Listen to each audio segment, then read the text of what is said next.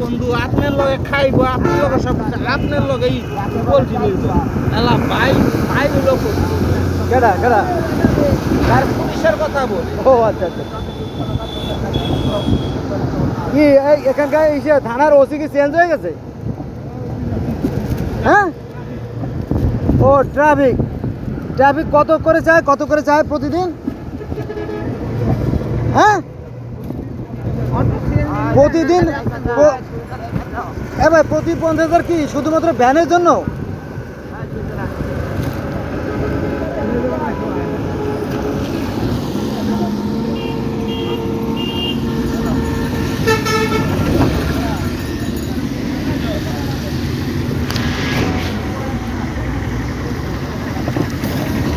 এই প্রতিদিন 50,000 কি শুধু ভ্যানের লাগে ভাই হায় হায় রে আর তৈলে পিক আপ লেগুনা বাস এদের জন্য কত 900 টাকা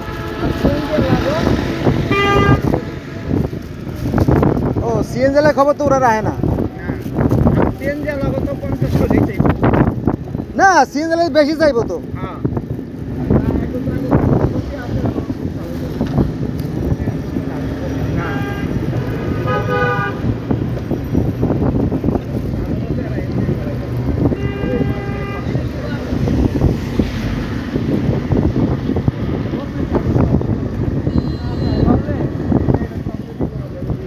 এর আগে আমার লাইসেন্স আছে সব আছে হ্যাঁ বাইক লইয়া ধরছে 500 খায় কাগজপত্রী পারমেন্ট সব যন্ত্রণা করে লইছে 1 মাস আগে করে লইছে আচ্ছা আচ্ছা হেলমেট মোলমেট এক কথা ধরছে পায়ে মোজা কো জুতা কো কেস কো এই জুতা পরে আইছেন কিনা আচ্ছা আচ্ছা আপনি কি কইবেন কোন পুলিশের জুতো মোজার ভুল ধরছে হ্যাঁ 500 খাইছে বাকিরা কেস দিয়ে দিন বুঝাই এই হলো আমাদের পুলিশ না তারপরে এই যে কোনা খোলা আছে না কোনা খোলা বাড়ির বগলে এখানে হ্যাঁ কোনা খোলা হ্যাঁ কোনা খোলা ওইটা বাংলাদেশ আর এখন শুক্রবারে আরো বেশি বহে পুলিশ এখানে কোনো সময় বহে না হ্যাঁ আগে বইতো নন্দী আছে না নন্দীর মুসা প্রায় চুলেরা চুপ করে পলায় থাকতো আচ্ছা আচ্ছা অনেকবার এই জায়গায় কি আমাকে নামে যেতে ভাই ঘুরে যাইব আরে বদমাশি রে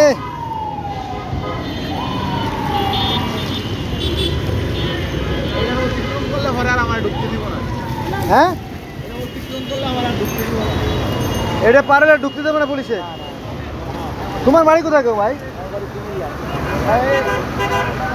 পুলিশে কত টাকা দেওয়া লাগে তোমার আমার কোনো দেয়া নাই ও অন্য দেওয়া লাগে নাকি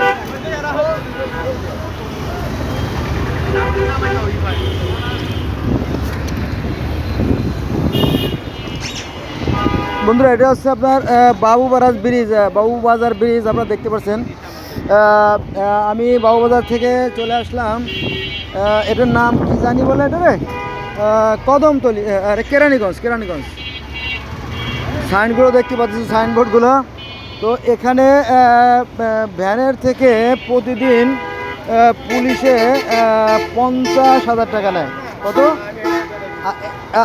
আর এই সমস্ত গাড়ি তো আছে দেখেন এই যে এটা এই রাস্তার পরে যে এইভাবে স্ট্যান্ড করে বসে আছে অবৈধভাবে এটা কিন্তু কোনো ক্রমেই যুক্তিসঙ্গত না এই যে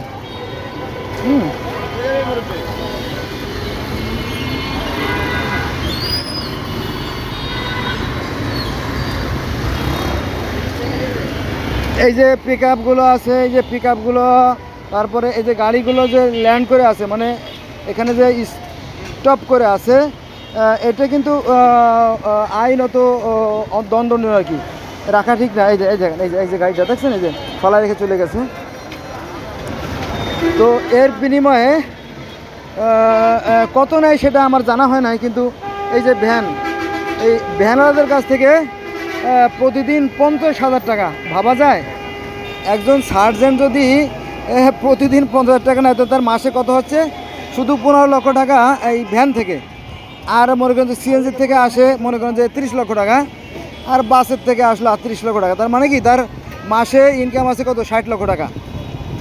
সে তো প্রেসিডেন্ট, কেন প্রেসিডেন্টের বাপ। হ্যাঁ, ফলে পুলিশে 25 লাখ 30 লাখ 50 লাখ টাকা দিয়ে ঘুষ নেওয়াটা খুব একটা লসের কিছু বিষয় না। এই দেখেন, এই যে